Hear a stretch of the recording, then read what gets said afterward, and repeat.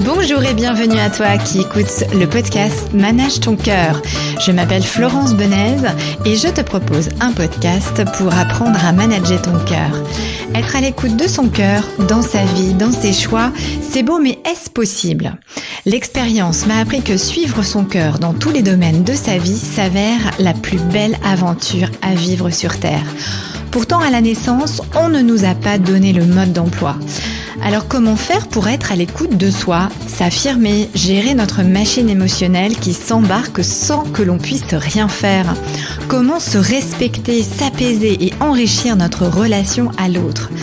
La vie passe à 100 km/h et un jour tu te réveilles.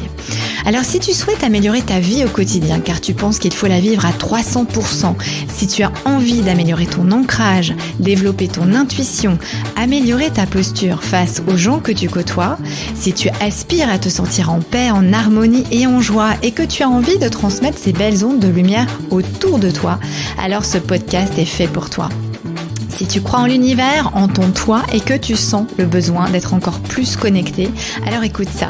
Je te propose un rendez-vous avec moi toutes les semaines pour parler de ta sphère physique, de ta sphère émotionnelle et de ta sphère énergétique.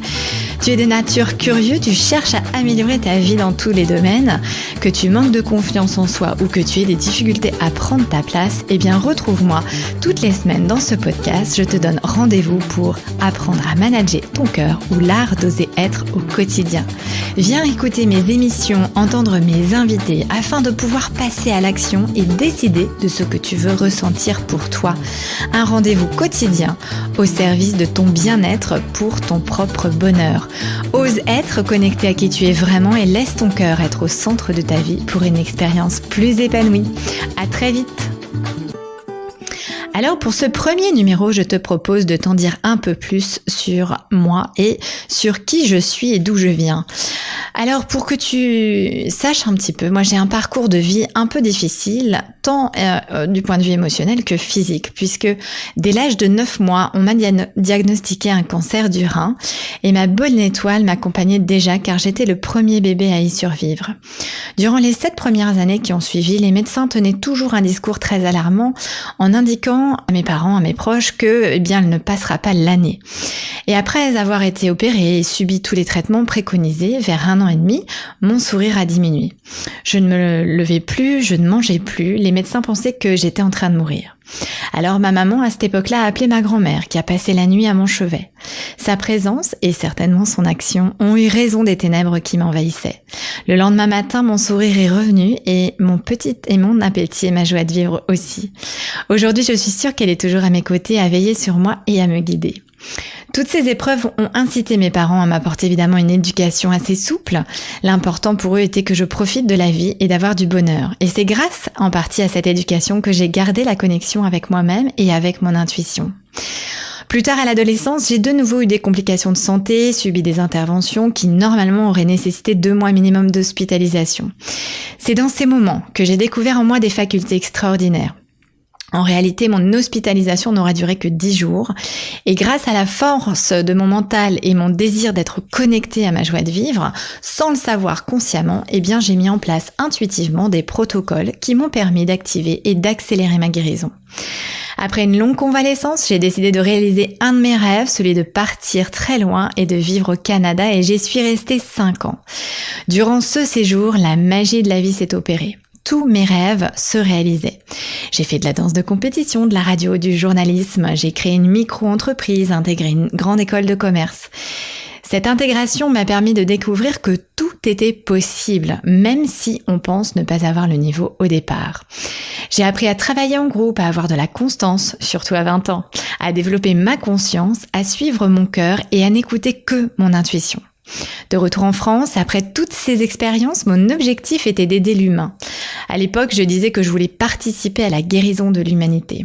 J'ai tellement côtoyé la mort que je connais la valeur de la vie. Elle est précieuse, tellement précieuse. Il faut la préserver et se faire confiance. Par la suite, j'ai travaillé dans de grands groupes autour de l'humain et de l'animal. Je recherchais un travail avec un sens autour de la santé. Cela m'a permis de développer beaucoup de compétences. J'ai formé des médecins, des infirmières, des vétérinaires. J'ai développé beaucoup de marchés avec de nouvelles stratégies, toujours dans un seul but, participer à la prévention santé de l'humain. J'ai aidé les leaders, des managers, des entrepreneurs à booster leur motivation, à développer leur mental et à améliorer leur formation personnelle et professionnelle. Au travers de mon parcours de vie, j'ai découvert différents outils comme le coaching, l'hypnose, l'EFT, la PNL, les soins énergétiques, les techniques d'optimisation du potentiel, les soins énergétiques Kaimana et bien d'autres.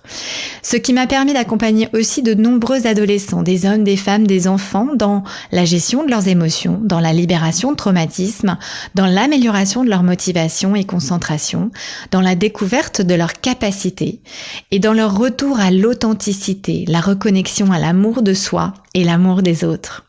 Nous ne sommes pas seulement un corps ou un esprit, mais bien plus. Nous avons tous des talents et une mission particulière à accomplir.